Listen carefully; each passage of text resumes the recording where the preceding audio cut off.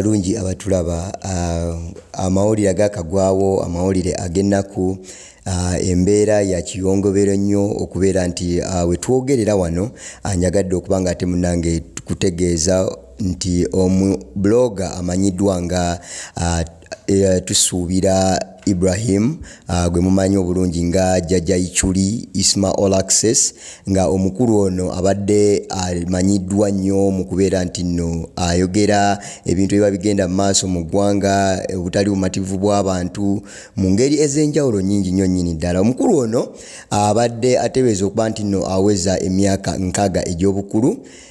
Yali mu ggwanga erya Sweden gye yali nga akalakanyiza emirimu gye n'ayingira eggwanga erya Uganda ng'amaze okubeera nti nno akomezebwawo nga bagamba nti no embeera y'ebintu byali akola eri tebyali birungi. Isima Olaxeses yamanyiddwa nga president w'aba bloggers era nga yabadde atambuza oba nga yakulembera Uganda Bloggers Association nga yabakulembera bonna ba bloggers ab'enjawulo b'omanyi.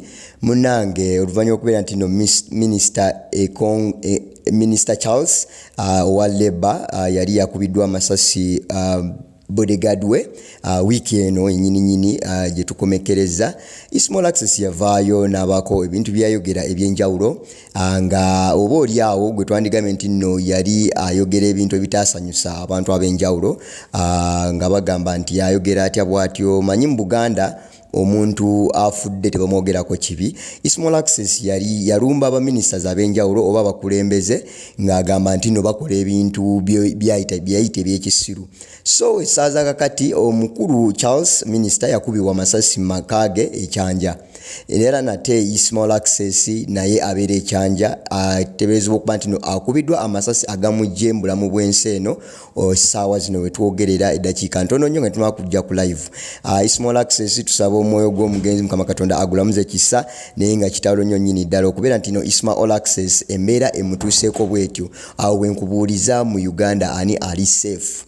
Gwe nange buli omu ekibuuzo ekyo osobola okuba nga okyeddamu naye nga ensonga ezitebeeza okuba nti zikubiddwa Isima Olaxeses amasasi ate tunaawo kubeera nga tetutegeera kivudde ku ki ani amubye amasasi era nga details ojja kubeera nga updates ezisingako wano ojja kuba nga ozifuna era wano ku mukutu gwaffe. All you have to do agenda munange subscribing oyongere okubeera nga ofollowing tujja kuba nga tukuwa amawulire ki ekigenda mu maaso naye nga wetwogerera omulambo gukyali e Kyanja.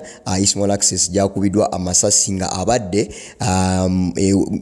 mu kitundu kumpi n'ewuwe era nga twagala okubeera nga tunyolwa wamu ne family ez'enjawulo okubeera nti no Isima Olaxeses munange akubiddwa amasasi kibi nnyo nnyini ddala naye nga weŋŋambira omuntu nti bw'obeera eyo asaba nnyo Mukama Katonda akubeere nga akukuuma tomanya kijja tomanyi kiddako naye nga eyo embeera eriwo. Isima Olaxeses atusuubira Ibrahim akubiddwa amasasi agamujje mu bulamu bw'ensi eno weera nga ate munange okipinga okubeera nga ofuna updates wano naffe.